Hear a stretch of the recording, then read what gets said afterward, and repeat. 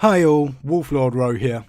As teased in the last video, today we are talking about a Primarch who is very rumour heavy in the news right now for a possible return, Lion L. Jonson.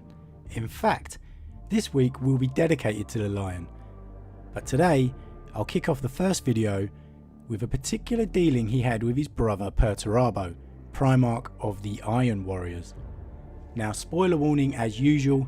To begin, the events we are discussing today come from the novel Fallen Angels, and as always, I really recommend you read the novel for yourself first, as this is always the best way to enjoy the lore for yourself.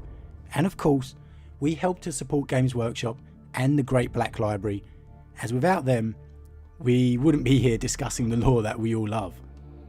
But with that said, let's jump straight in. So this particular interaction takes place at the outbreak of the heresy. War Master Horus has declared traitor against the Emperor, and the loyal legions led by Ferrus Manus have been dispatched to bring him to justice. The Istvan massacre has not yet happened. The Lion, for his part, has quickly moved upon the forge world of Diamat to deny Horus's forces 6 hugely powerful siege machines. Having denied Horus these powerful weapons, he receives a visit from the Retribution fleet en route to Istvan to confront the traitor Horus. The sky above Diamat was full of ships. The Emperor's legions had arrived in the system just 5 days after the destruction of Horus's landing force. With no way to secure the siege machines from Jonson's forces, the Admiral of the raiding fleet had little choice but to withdraw back to Istvan. The War Master's gambit had failed. Lion L. Jonson stared admiringly at the gleaming array of military power drifting gracefully beyond the reinforced viewport. Drops of emerald still shone on the thick glass pane. With the destruction of the forge, there would be no way to replace the damage done to the viewport for some time to come. He considered it a small price to pay, given all that he had accomplished here. "When will you move on Istvan?" he asked his guest. The Primarch stepped closer to his viewport, his armoured hands clasped behind his back. "With all due haste," he said in a deep, rumbling voice. "Ferrus Manus has hastened ahead of us, hungry to claim the Emperor's vengeance against Horus." He glanced at Jonson and frowned. "We had hoped to provision our ships here before continuing to the combat zone." Jonson sighed. "I'm sorry for that, cousin, but the Magos left me no choice. The jamming had to be stopped without delay." His expression darkened. "Also, he lied to me. Better he had come at me with a knife, face to face, than play me false." Now, the Lion is one of, if not the hardest Primarch to judge, as he suffered from slightly different interpretations by different writers in different novels, and I think the Lion suffers from this more than most, because his dominant traits are known to be his closely guarded nature, his aloofness and distance, and so different writers interpret that slightly differently. So we end up seeing a slightly different Legion depending on who's writing him. Here the Lion calls his brother cousin as a perfect example of that. Where others are brothers, he says cousin, almost reinforcing his distance to us. However, it's worth noting that in future novels, he does refer to his brothers as brothers, and we get a lot of interaction with his brothers in the Unremembered Empire series with Guilliman and Sanguinius. Even the trait occurs. So I think this is more down to author interpretation, but we could take that as this particular relationship with Perturabo. I sincerely doubt that they would have had much, if any, brotherly interaction. So their relationship is most likely one of two very much estranged brothers, to say the least. The Primarch nodded, turning back to the viewport and looking down upon Diamat. A vast reddish-brown stain, like old blood, hung in the sky. The dust and ash blown into the atmosphere by the destruction of the forge, and to a lesser extent, the devastation of the starport hours later, would have a far-reaching effect upon the planet. The few thousand inhabitants who remained would face lean and difficult times for generations to come. "May I ask you a question?" the Primarch asked. Jonson shrugged. Of course. When did you learn about the existence of the siege engines? Oh, that, Jonson smiled. 50 years ago, I was studying the history of the Great Crusade and saw a reference to them in a dispatch that Horus had sent to the Emperor. He'd commissioned them during the long siege of the Zeno fortress.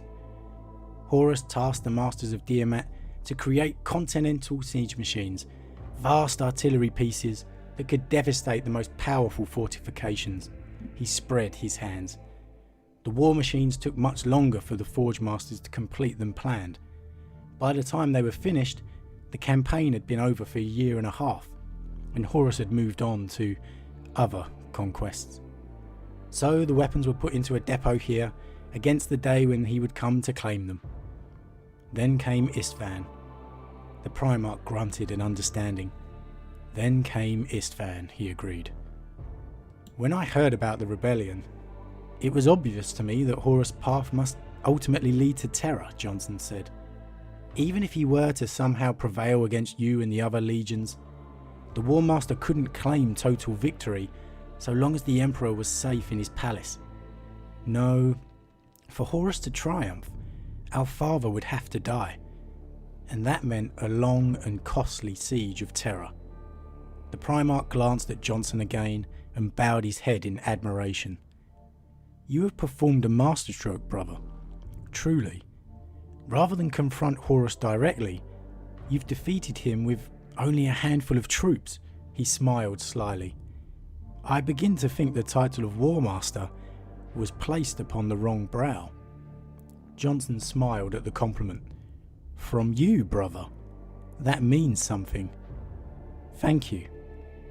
And here we see Jonson calling him brother, albeit this seems more tactical in nature. A diplomatic battle being waged with words here.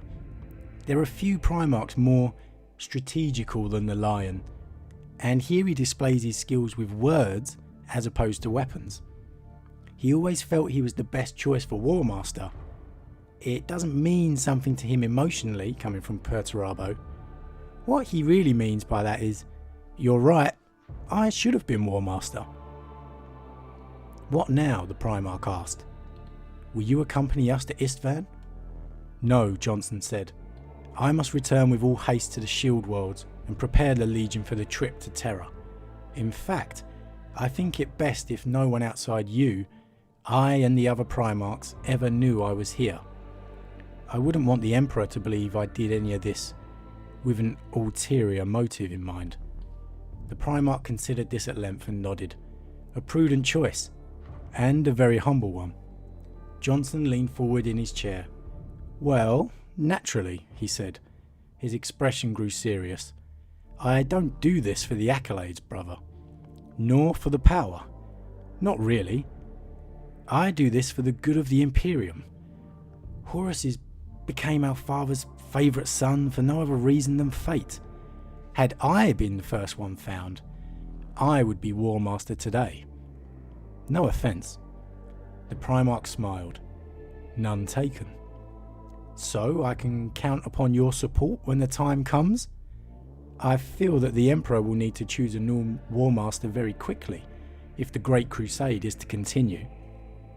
And here we have it, the goal of the unspoken strategy. The Lion always had a goal in mind. He always has a goal in mind. Some form of tactics in his mind, even with his brothers. That goes without saying, the Primarch agreed. Then we've reached an understanding. The Primarch bowed his head solemnly. The arrangement stands to benefit us both. Excellent, Jonson said. In that case, you're welcome to take possession of the siege guns at your convenience. On one condition, of course. The Primarch raised a thin eyebrow. Oh? Jonson gave his guest a sly grin. You must promise me they will be put to good use. Perturabo, Primarch of the Iron Warriors, smiled, his eyes gleaming like polished iron. Oh yes, he said. Of that, you may be assured. So there it is. Lionel Jonson, deceived by his as yet unmasked traitor brother Perturabo. his own game plan ultimately working against him and the Imperium, as he hands over the siege engines straight to the traitors. This again further impacts his ability, or should I say readiness or willingness, to trust his brothers. Here we have him believing he was acting in good faith with one of them, only for it to count against him and him be betrayed. Further reinforcing the need to keep his secrets close, keep his ultimate goal and plans to himself. It's often forgotten, but the lion, he pretty much raised himself alone in the wilderness of Caliban. You know, and Caliban's nigh on a forest world, a death world. It's actually pretty impressive he turns out as well adjusted as he does. Although, yeah, he retains that savageness of his upbringing at times, he can be absolutely ruthless, as we'll see going forward in future videos. But there we have it. A fairly short one to kick off the Lion Week today, but I'm going to be focusing on the Lion, as I've said, all week long, so we get a better understanding of this complex Primarch, and we understand his character more going forward. As you know, he really is one of my favourite Primarchs. But what do you guys think? What do you think of the Lion? How about his relationship here with Perturabo? Was he right to make the moves for support for War Master? What about his opinion of Horus only being War Master because he was found first? Is he right in his belief that he would be War Master if he was found first? If it was a level playing field and all the Primarchs were found at the same time, or never separated from the Emperor, would Horus still be named War Master? Drop a comment down below and let me know what you guys think. But as always, a huge thank you to all of my subscribers. It really means a lot to me, and if you're new, please consider subbing to help the channel grow and join the community. If you've enjoyed this particular vid, then why not drop a like on it too? You know, I'm finally kicking rid of this cold now and my voice is nearly back to where it was before. But hopefully next time I'll be back to 100%. And with that said, I'm off this time and I'll see you guys again real soon.